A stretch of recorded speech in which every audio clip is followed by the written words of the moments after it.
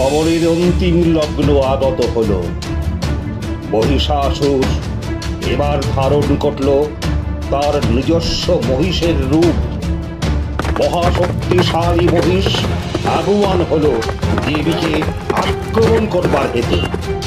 দেবী মহালম্ব দিয়ে পদার্পণ করলেন মহিষের পৃষ্ঠে।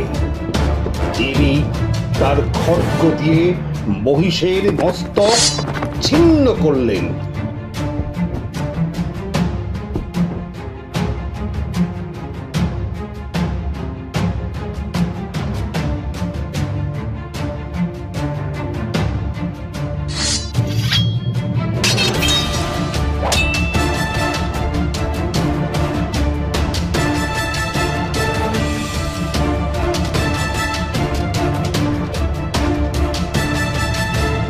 মহাদেবী মহিষাসুরের বক্ষে চরণার্পণ করলেন। মহিষাসুর তার অর্ধ তরু দিয়েই অস্ত্র চালনার যথাযথ চেষ্টা করল।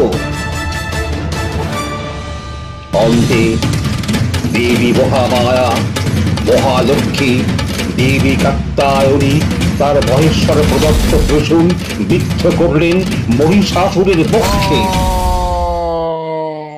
দেবী খ্যাতা হলেন শ্রী শ্রী মহিষাসুরবর্তিনী নামে।